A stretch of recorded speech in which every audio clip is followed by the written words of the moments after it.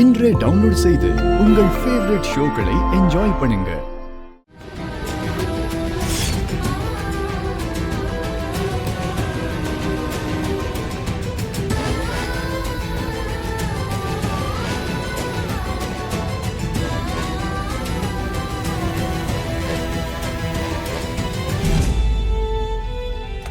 Sister, என்ன இவ்ளோ பேரு? என்ன பண்றீங்க? ஐசியூ வார்டு முன்னாடி இப்படி நிக்க கூடாது. எல்லாரும் கொஞ்சம் ஓரமா போய் நில்லுங்க. எல்லாரும் போய் உட்காருங்க. சரிங்க சிஸ்டர். வாங்க பாட்டி. வா.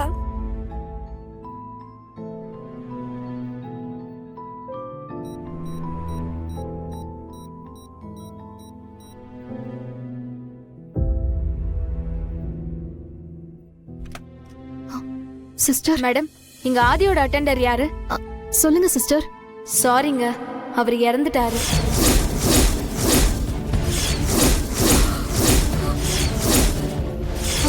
ஐயோ அண்ணா, என்னடா சொல்றாங்க? அதுக்கு ஒன்னும் ஆகாதுல்ல அண்ணா? அண்ணா என்னன்னு கேளுண்ணா, பாருண்ணா. அதுக்கு ஒன்னும் ஆயிருக்காது, அதுக்கு ஒன்னும் ஆயிருக்காது. எனக்கு தெரியும்ண்ணா, அது என்னை விட்டு போக மாட்டாரு. ஆனா ப்ளீஸ் போய் பாருண்ணா. ஐயோ பாரதி, என்னடி இப்படி ஆயிப்போச்சு? நேத்து கூட நல்லா தானே பேசிட்டு போனோம், அதுக்குள்ளே இப்படி ஆயிடுச்சு. கடவுளே, உனக்கு கண்ணு இல்லையா? நல்லவங்க இந்த உலகத்துல இருக்கிறது உனக்கு பிடிக்கலையா? அண்ணா என்ன இப்படி பண்ணிட்டு போயிட்டீங்க? நான் நைட்டு நீங்க கஷ்டப்படுறத பார்த்த உடனே உங்களை ஆஸ்பத்திரி கூட்டு வந்திருக்கணும்.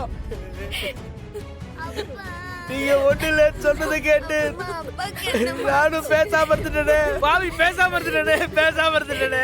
என் மேலதான் தப்பு. எப்படின்னா அவரு என்னை விட்டு போ மனசு வந்துச்சு. மித்ரா, அதிக பிரச்சனை இருக்குன்னு எனக்கு தெரியும். ஆனா அவர் என்னை விட்டு போவாருன்னு சத்தியமா நான் எதிர்பார்க்கவே இல்லைண்ணா.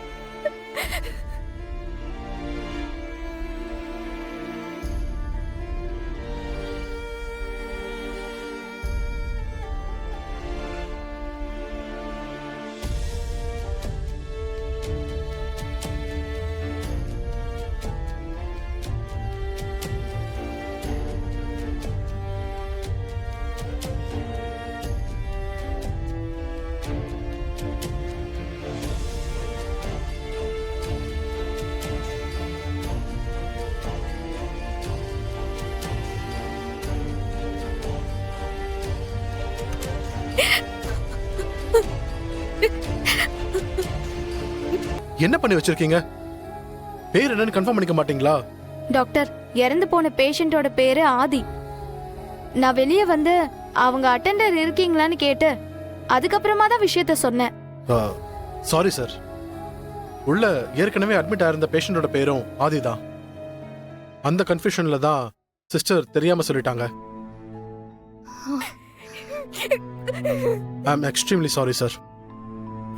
சிஸ்டர், எதுக்கு இந்த மாதிரி தேவையில்லாத வேலையெல்லாம் பண்ணிட்டு இருக்கீங்க? இதை பண்றதுக்கு தான் நாங்க இருக்கோம்ல. அதிக பிரசங்கத்தனமா நடந்துக்க வேணான்னு உங்களுக்கு எத்தனை தடவை சொல்லியிருக்கேன். இப்ப பாருங்க, தேவையில்லாத கன்ஃபியூஷன். Sorry doctor. பண்றதெல்லாம் பண்ணிட்டு சாரின்னு ஒரு வார்த்தை சொல்லி தப்பிச்சுக்கிறீங்க. போங்க சிஸ்டர், என் கண்ணு முன்னாடி நிக்காதீங்க, போங்க. சாரி மேடம், தப்பாயிடுச்சு. என்ன மன்னிச்சிருங்க மேடம்.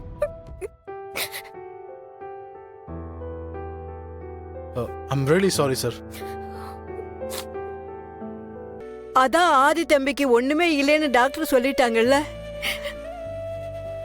பாட்டி, அண்ணி அழுகுறாங்க, சமாதானப்படுத்துங்க. விடுடா, அவ அழுது தீக்கட்டும்.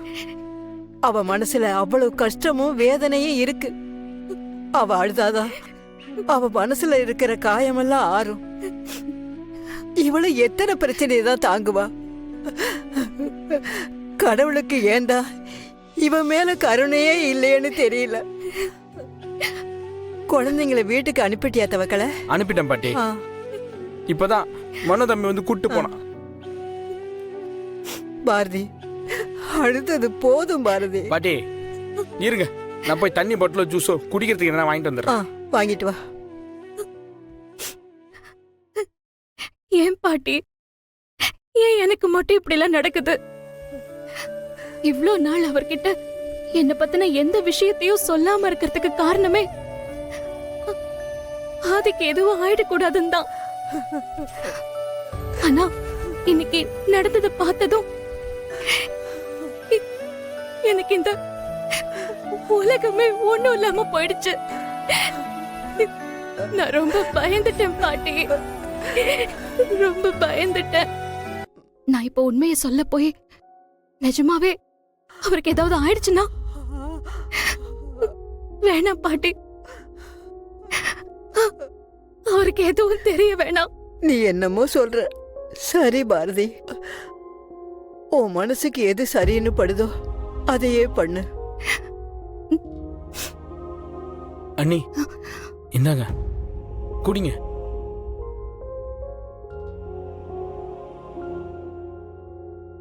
அண்ணனுக்கு இப்படி ஒரு பிரச்சனை இருக்குன்னு எனக்கு தெரியவே தெரியாது அண்ணி. தெரிஞ்சிருந்தா ராத்திரி அண்ணனுக்கு உடம்பு சரியில்லாம போனப்பவே உங்க எல்லார்கிட்டயும் சொல்லியிருப்பேன். என்ன மன்னிச்சிருக்க நீ. அண்ணனுக்கு இப்படி ஆகிறதுக்கு நான் தான் காரணம். சச்சா, இதுல உங்க தப்பு எதுவுமே இல்ல. ஆதிக்கு இப்படி நடக்கணும்னு இருந்திருக்கு. ஹலோ, நீங்க என் குழந்தைய இங்கதான் அட்மிட் பண்ணிருக்கோம் மித்ரா. என்னாச்சு டாக்டர்? கொஞ்ச நாளைக்கு முன்னாடி வரைக்கும் நார்மலா தான் இருந்தா. திடீர்னு பார்த்தா அவளுக்கு வாமிட் நிக்கவே இல்ல. நானும் ஏதோ அலர்ஜியா இருக்குன்னு சொல்லி அசால்ட்டா விட்டுட்டேன். அது கண்டினியூ ஆகி பயந்து போய் எல்லா டெஸ்டும் எடுத்து பார்த்தேன். ஆனா எல்லாமே நார்மலா தான் இருந்துச்சு. என்னோட கொலிக்கு ஒருத்தர் சஜஸ்ட் பண்ணாருன்னு சொல்லி எம்ஆர்ஐ ஸ்கேன் எடுத்து பார்த்தப்பதான் அவளுக்கு பிரெயின் டியூமர்னு தெரிஞ்சது. ஓ மை காட், என்ன டாக்டர் சொல்றீங்க? இப்போ உங்க குழந்தை எப்படி இருக்கா? என்னன்னு சொல்றது மித்ரா, நாங்களும் அவசர அவசரமா சர்ஜரி எல்லாம் பண்ணோம். ஆனா பழையபடி பார்க்க முடியல. என் குழந்தை தான் எனக்கு உலகம். அவளுக்கு மட்டும் ஏதாவது ஒண்ணு ஆச்சுன்னா நான் உயிரோட இருக்கிறதுல அர்த்தமே இல்ல. தப்பு பண்ணிட்டேன் மித்ரா. என்ன டாக்டர், ஒரு டாக்டரா இருந்துட்டு இப்படி எல்லாம் பேசலாமா? இங்க பாருங்க, உங்க குழந்தைக்கு என்ன மாதிரியான ட்ரீட்மெண்ட் வேணாலும் ஏற்பாடு பண்ணுங்க. பணத்தை பத்தி எல்லாம் கவலையே படாதீங்க. எவ்வளவு செலவானாலும் நான் பாத்துக்கிறேன். இந்தியால முடியலன்னா என்ன, இந்த உலகத்துல எந்த கண்ட்ரில இதுக்கு பெஸ்ட் ட்ரீட்மெண்ட் எங்க கிடைக்கும்னு சொல்லி நீங்க பார்த்து சொல்லுங்க. நான் எல்லாத்தையும் பாத்துக்கிறேன். எனக்கு ஒரு ஃபோன் பண்ணுங்க. நான் அதுக்கான ஏற்பாட்டெல்லாம் பண்றேன். உங்க குழந்தைய எப்படி காப்பாத்தணும்னு மட்டும் யோசிங்க. அதை விட்டுட்டு இப்படி நீங்க கில்ட்டியாலாம் யோசிக்கணும்னு ஒரு அவசியமுமே இல்ல. தேங்க்ஸ் மித்ரா. நான் போய் என்னன்னு பாக்குறேன். நீ போய் ஆதிய பாரு. சரிங்க டாக்டர், நான் வரேன். ம்.